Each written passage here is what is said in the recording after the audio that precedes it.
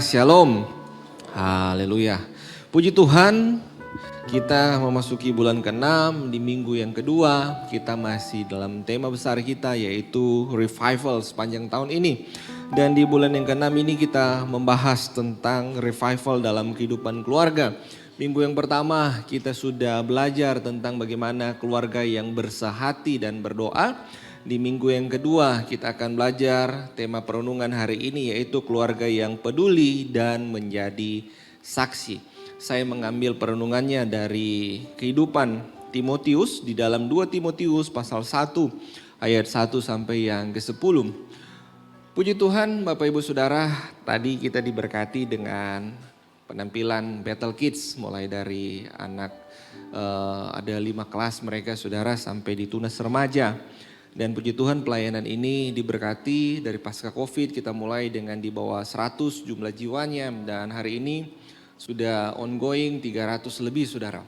Dan terus berkembang, makanya dalam pengembangan gereja kalau Saudara lihat pengumuman minggu kemarin, kita kembangkan kantor mengalah dipindah jadi agak sedikit lebih kecil dan kita bangun hall yang lebih besar lantai 2 untuk menampung jiwa-jiwa untuk anak-anak sekolah minggu dan tunas remaja kita.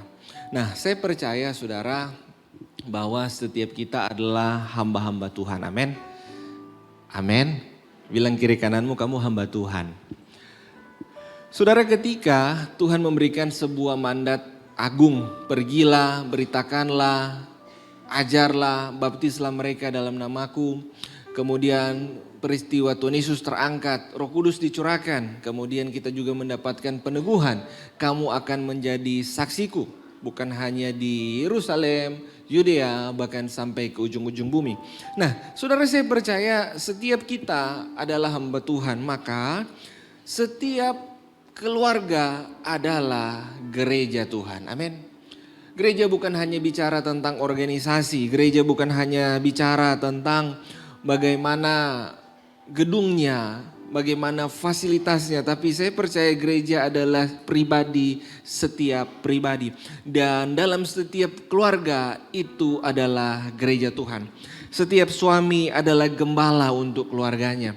Setiap istri adalah imam dan pendoa untuk suami dan anak-anaknya.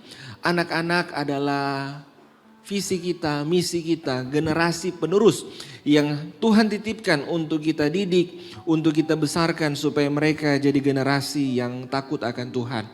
Saudara, sebuah ironi ketika kita orang percaya bahkan pendeta hamba Tuhan, kita hebat Tuhan pakai ke ujung-ujung bumi. Kita hebat di mimbar pelayanan kita. Kita punya reputasi yang baik di Yudea kita, tetapi seringkali ada banyak kami hamba-hamba Tuhan, kami pendeta, kami gagal mengurus Yerusalem kita. Sehingga menjadi sebuah tragedi, kita berhasil menjadi saksi di ujung bumi, tetapi kita gagal mengurus atau merawat, mengembalakan Yerusalem, yaitu rumah kita. Renungan hari ini saya ingin membawa jemaat Tuhan untuk kita mulai membereskan Yerusalem kita. Setiap kita adalah pelayan Tuhan, setiap kita adalah hamba Tuhan. Upahnya sama, tugasnya sama, baik kita yang melayani di gereja dan kita yang melayani keluarga kita.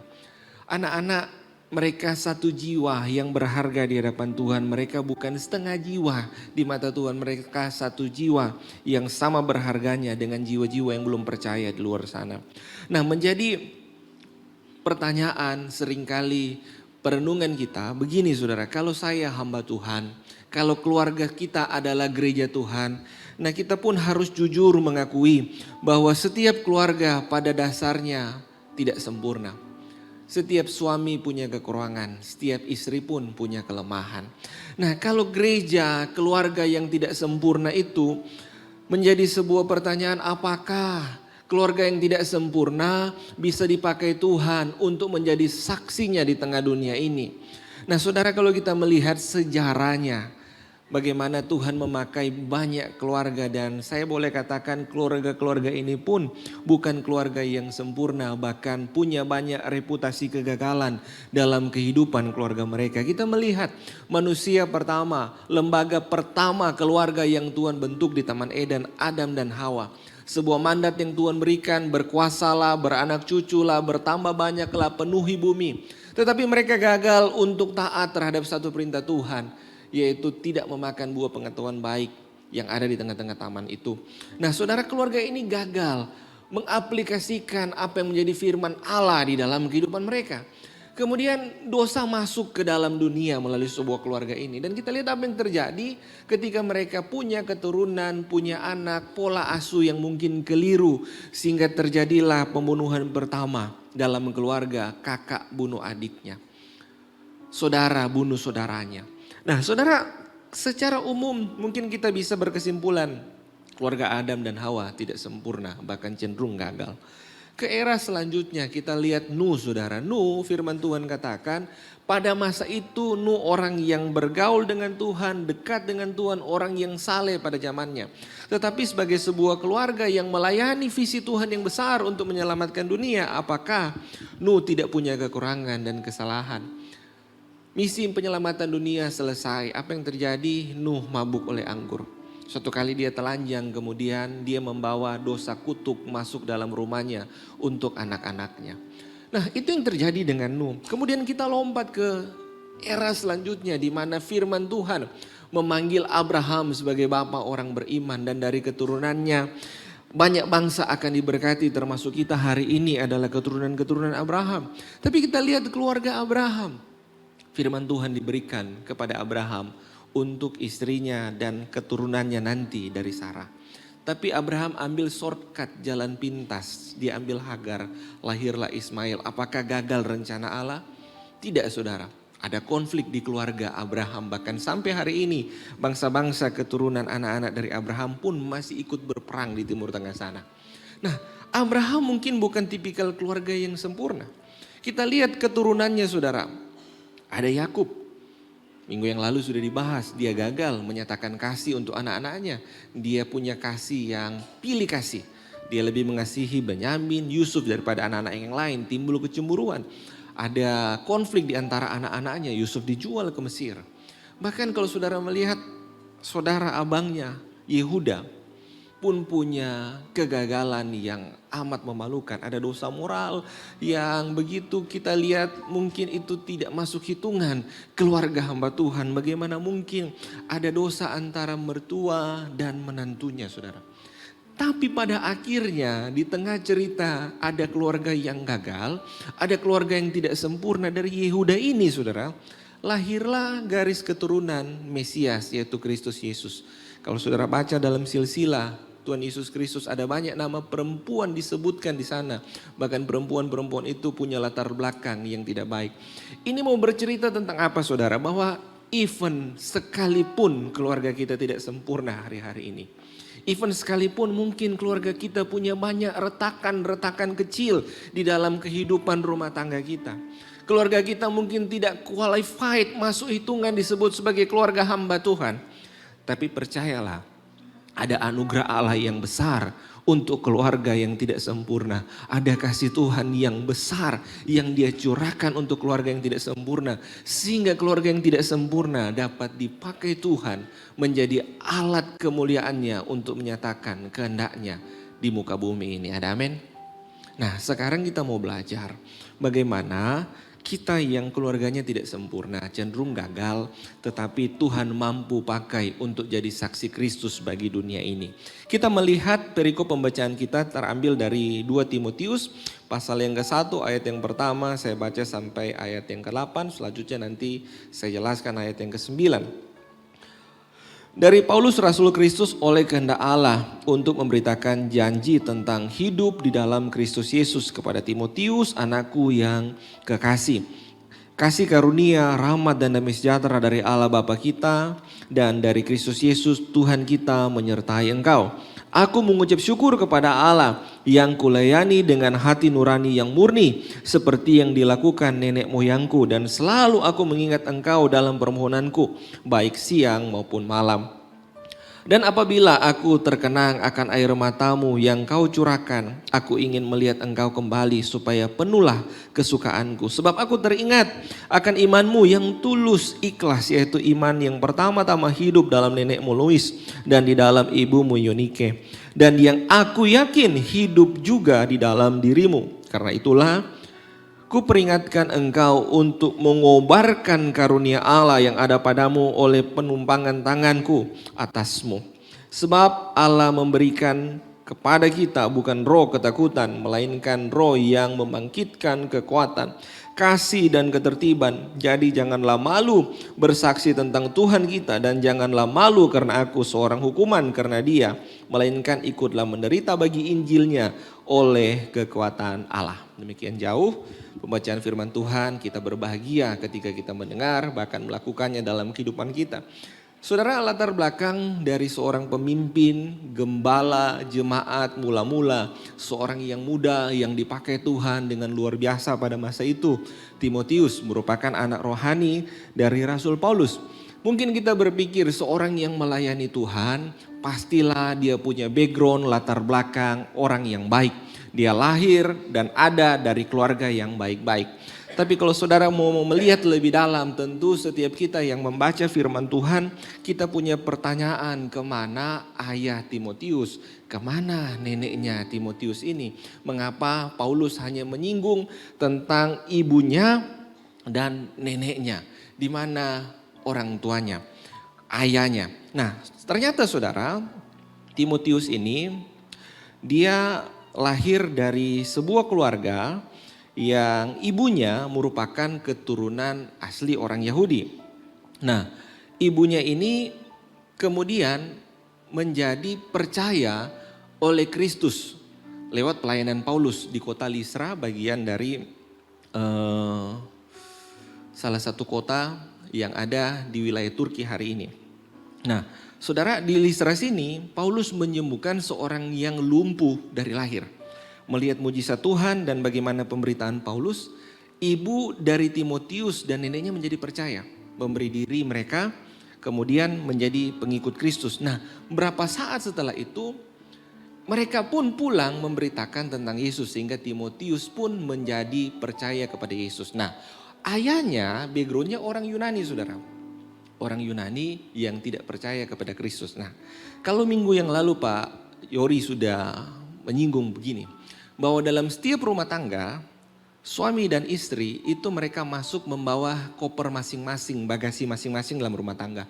Dalam koper itu ada trauma masa lalu, ada sakit yang belum sembuh, ada pola asuh yang keliru, kemudian menjadi satu dalam satu rumah tangga. Dan bisa jadi ketika koper itu dibuka, terjadilah ledakan dalam rumah tangga.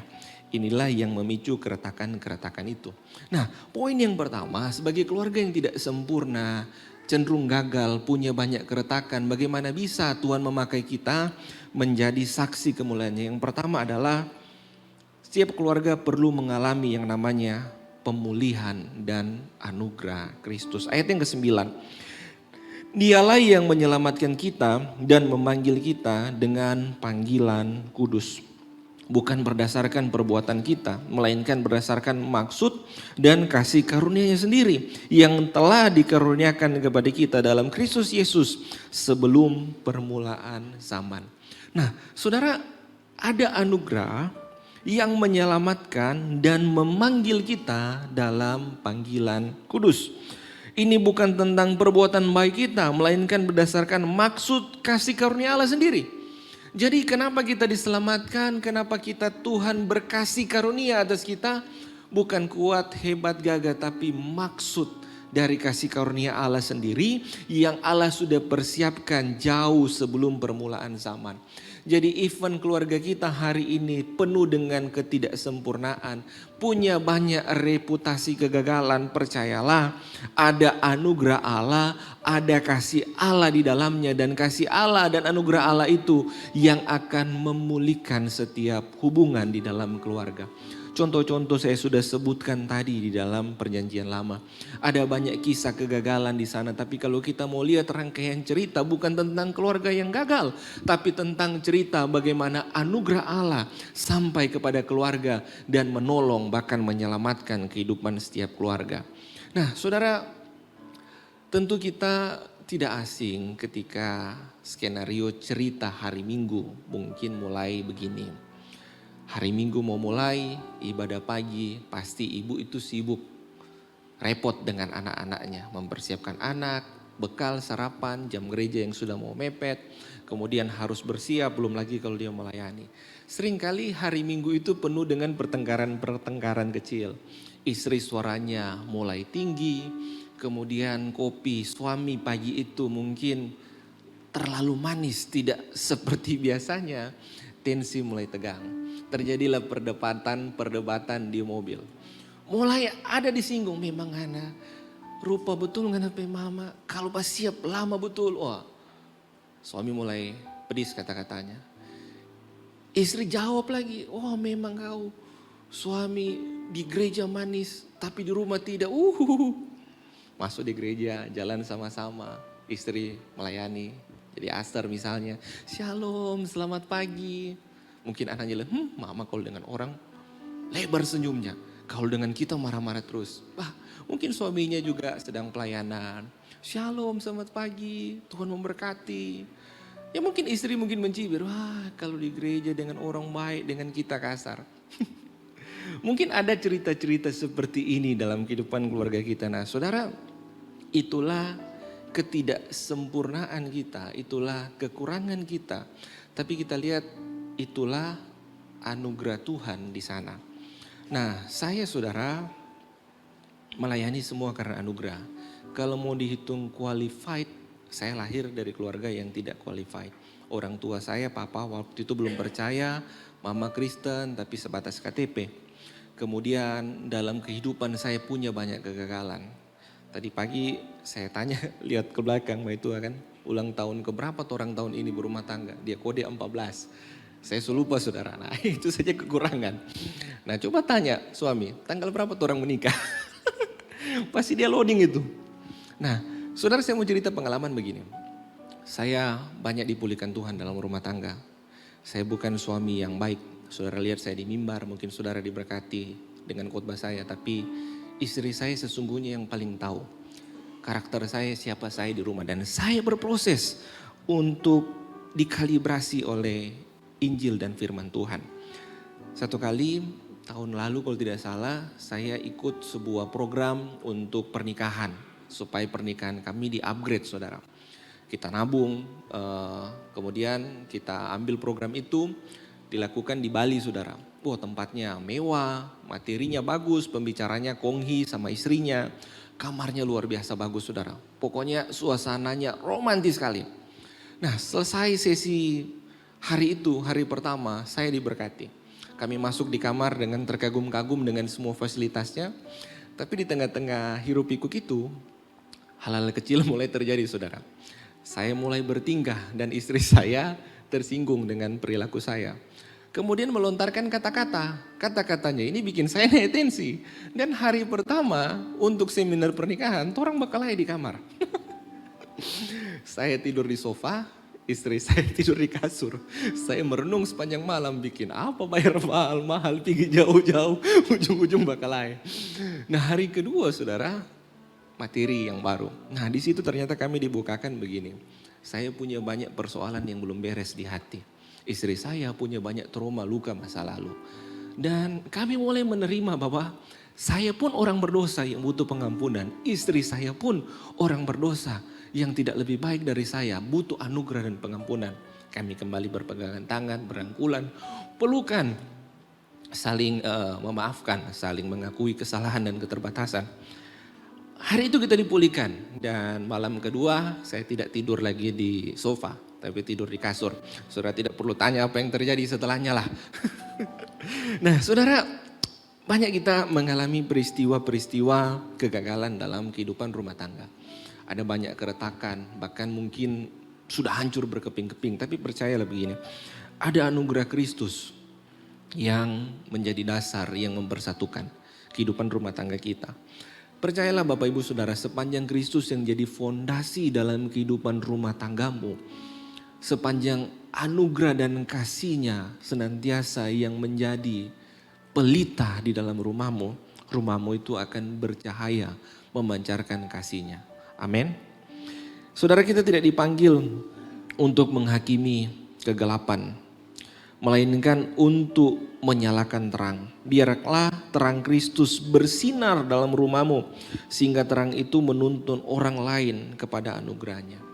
Saudara, kehidupan rumah tangga yang harmonis bukan berarti tanpa konflik, tapi mereka tetap bertahan oleh anugerah Tuhan. Itu menjadi sebuah kesaksian buat anak-anak, buat generasi selanjutnya, bahwa di tengah keluarga yang tidak sempurna, ada kasih Kristus yang besar untuk setiap keluarga. Itu poin yang pertama. Poin yang kedua begini saudara, bahwa kenapa kita keluarga yang tidak sempurna tapi Tuhan bisa pakai menjadi saksinya. Yang kedua adalah anugerah itu memampukan kita untuk menjadi teladan bagi generasi selanjutnya, anak-anak kita, cucu-cucu kita. Nah, saudara, anugerah tadi yang menyelamatkan karena karya salib Kristus yang jauh sebelumnya Tuhan sudah tentukan, yang kita peroleh, kita terima, anugerah yang sama pula itu yang memampukan kita beriman dan berpegang teguh kepada janji firman-Nya. Tetapi tidak hanya sampai di situ, anugerah yang sama pula yang senantiasa mengingatkan, memampukan kita untuk melakukan kebenaran firman. Karena kalau mau jujur saudara, sebagai seorang pribadi, manusia, kita ini tempatnya banyak salah. Kalau saudara mungkin ikut seminar-seminar pernikahan, disampaikan kalau bertengkar, jangan bertengkar di muka anak. Kalau ribut, jangan ribut di hadapan orang tua. Betul itu, tapi kan kita semua gagal mempraktekannya. Kita yang berumah tangga pasti pernah ribut di depan anak. Kita pernah ribut di hadapan mertua, di hadapan ipar. Kita pernah menampilkan sosok kita yang sebenarnya. Yang mungkin ketika orang melihat, ternyata papa beda di rumah dengan di gereja. Ternyata mama beda di rumah dan di gereja. Karena memang kita tidak sempurna. Kita lihat begini saudara. 2 Timotius ayat 7 dan 8. Ayat 5. Sebab aku teringat akan imanmu yang tulus ikhlas, yaitu iman yang pertama-tama hidup dalam nenekmu Lois dan di dalam ibumu Eunike, dan aku yakin hidup juga di dalam dirimu. Iman yang tulus ikhlas. Kata tulus ikhlas di situ artinya iman atau kehidupan yang tidak pura-pura. Kehidupan yang real, kehidupan yang apa adanya, kehidupan yang tidak munafik. Begini, mengikut Kristus kita tidak memungkiri kita manusia yang berdosa, penuh dengan kegagalan, bahkan punya potensi untuk kegagalan. Tetapi ketika kita mengikut Kristus, kita juga sadar kalau kita mampu melakukan kebaikan, kita mampu memberitakan firman, kita mampu hidup di dalam kebenaran. Bukan kuat dan gagah kita, tetapi anugerah yang Tuhan kerjakan dalam kehidupan kita lewat pengurapan Roh Kudus, itulah yang menuntun kita, memampukan kita untuk hidup di dalam firman Tuhan. So untuk itu saudara begini, dalam ketidaksempurnaan kita, akuilah di hadapan keluargamu, saya bukan suami yang baik. Tolong jadi penolong supaya saya bisa jadi seperti Kristus. Saya bukan istri yang baik. Tolong saya untuk jadi imam, jadi seorang pendoa yang bisa menopang suami dan anak-anak. Kita juga harus jujur di depan anak-anak. Papa mama bukan pribadi yang sempurna. Papa mama bisa saja salah. Papa mama minta maaf untuk setiap luka yang papa mama timbulkan. Saudara, generasi hari-hari ini banyak terhilang dari gereja. Kenapa? Bilangan Research Center meneliti hasilnya ternyata Gen Z itu tidak suka kepura-puraan di dalam gereja.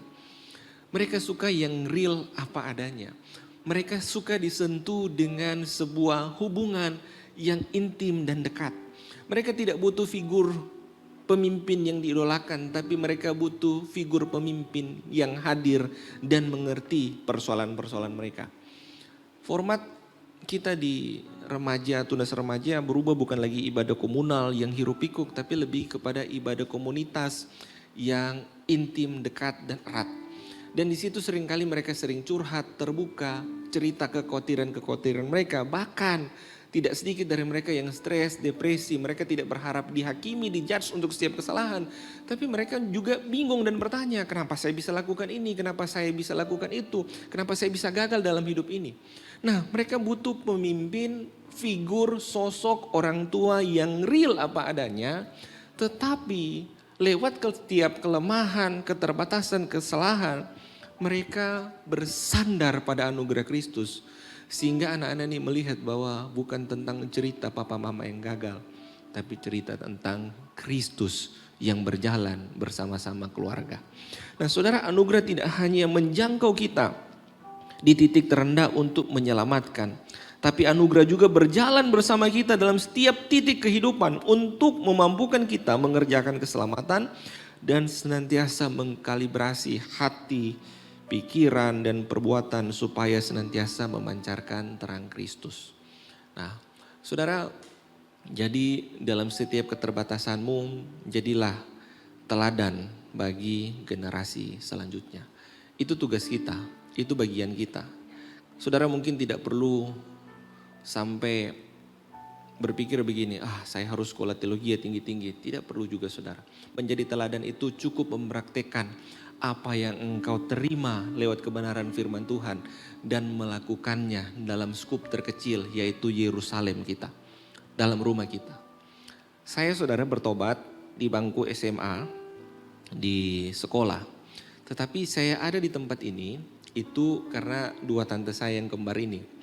Saya tidak masuk gereja waktu itu, saya sering diminta tolong antar mereka ke gereja. Tapi saya pikir daripada tunggui 2 jam kurang lebih, saya tidak tahu mengapain, why not, kenapa saya tidak ikut turun. Dan saya anti gereja karismatik waktu itu. Anti gereja lah, tidak masuk gereja, apalagi karismatik. Saya duduk di bangku paling ujung atas sana. Tapi di sanalah sering Roh Kudus menjamah saya, mengubahkan saya. Dan dalam perjalanan pertobatan kedua tante saya ini sekolahkan saya di STI, ambil sekolah Alkitab dan saya banyak belajar di situ, terbentuk dan sampailah saya melayani hari ini. Mereka mungkin skup kecil di tengah keluarga, tapi apa yang mereka lakukan membawa dampak dalam kehidupan saya.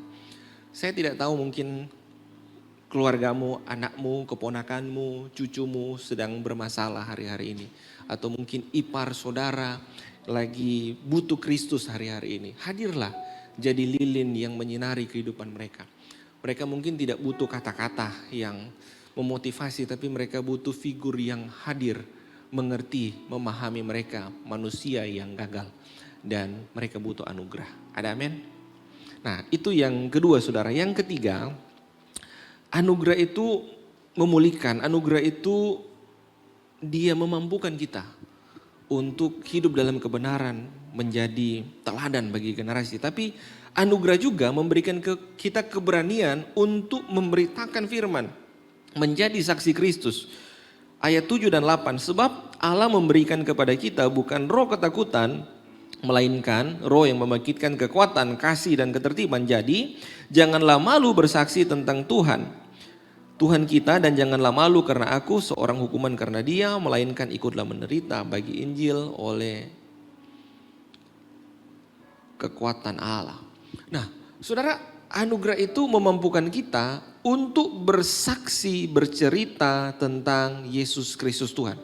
Amanat agung bukan hanya untuk pendeta, bukan hanya untuk pelayan Tuhan, tapi amanat agung untuk memberitakan tentang Kristus adalah tugas gereja, saya dan saudara. Mulai dari mana? Mulailah dari Yerusalem kita. Mulailah dari rumah tangga kita. Saudara, saya ingin memaparkan begini saudara. Dalam kurun waktu 2019 sampai 2025 di negara kita kekristenan itu bertumbuh. Dia tidak signifikan tapi paling tidak dia naik. 2019 kita mulai dengan 9,8% dari total jumlah penduduk. 9,80 itu 25.876 sekian. Kemudian sampai tahun 2025 kita sampai di 10,90%. Jadi kekristenan di Indonesia dengan angka 30 juta dari total jumlah penduduk 270 juta sekian. Nah, saya mau jelaskan begini saudara. Ini pertambahan jumlah jiwa, tapi mungkin pertambahan jumlah jemaat tidak merata. Di dalam 5 tahun ada 4.993.367 jiwa yang bertambah menjadi pengikut Kristus. Kasih kemuliaan dulu untuk Tuhan. Rata-rata per tahun 0,18 jumlahnya 712 juta sekian pertambahan jiwa. Tapi ini yang saya mau jelaskan begini. Dari setiap pertambahan jiwa kekristenan, pertanyaannya begini, faktor apa yang menjadi penyebab utama kekristenan di Indonesia meningkat? Saya temukan datanya, ini saya rangkum Barna, BPS, Kementerian Agama, kemudian PGI.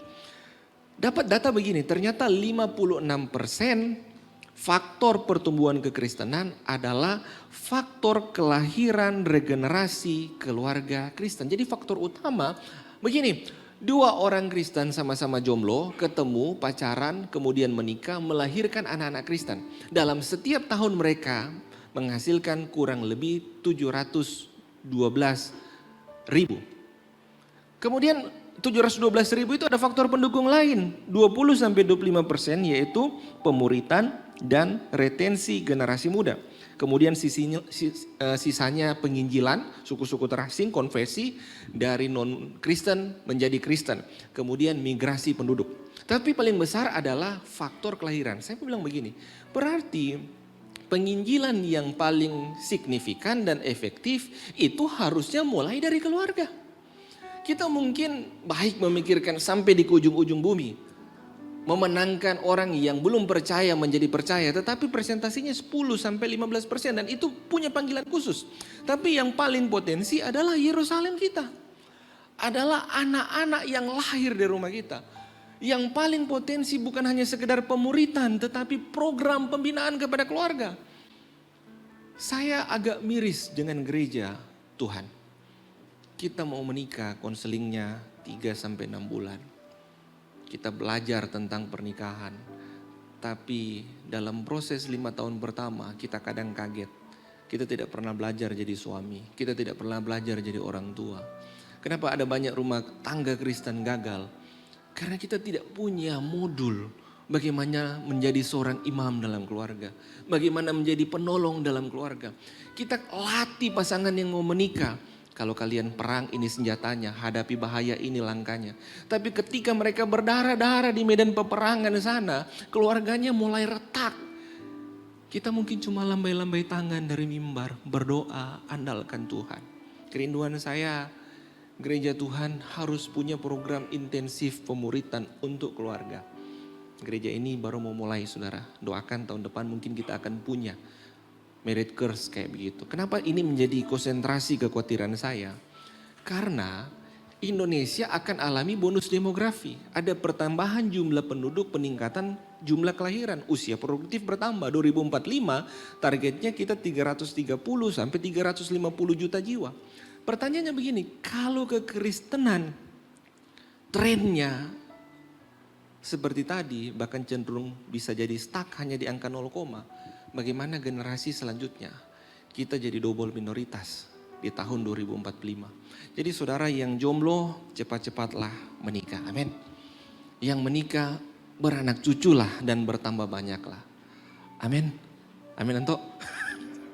Kawan kita ini segera saudara bulan depan. Nah, mulailah rawat keluargamu. Anak-anak itu 1 jiwa berharga di bawah Tuhan. Oma-oma bawa cucu ke sekolah minggu. Papa mama antar ke sekolah minggu.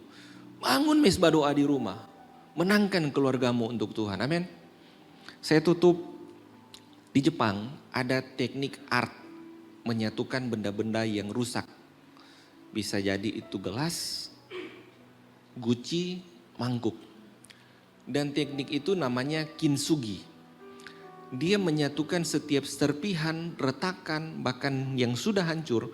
Kemudian disatukan kembali. Dengan apa disatukan kembali? Pakai bubuk emas murni. Sehingga ketika mangkok yang pecah mengalami sebuah proses oleh pengrajin kintsugi tadi, retakan-retakan itu tidak hilang. Tetapi justru menonjol menjadi sebuah mahakarya yang indah. Bentuknya menjadi baru kembali dan memancarkan keindahan. Dia tidak menghilangkan setiap retakan. Dia tidak menghilangkan setiap lukanya.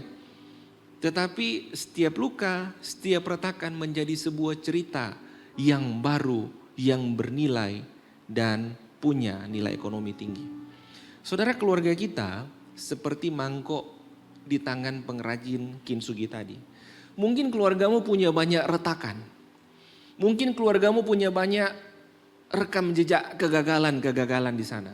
Mungkin keluarga kita sudah hancur berkeping-keping, tapi percayalah begini, keluarga yang diberkati bukan keluarga yang tidak pernah mengalami retak, tapi keluarga yang menyerahkan setiap retaknya, hancurnya keluarga itu kepada anugerah Kristus. Pada akhirnya keluarga yang kuat bukanlah keluarga yang sempurna, tapi keluarga yang terus dipulihkan oleh anugerah. Retakan masa lalu kita itu menjadi sebuah cerita mahakarya yang indah bersama Tuhan. Amin saudara.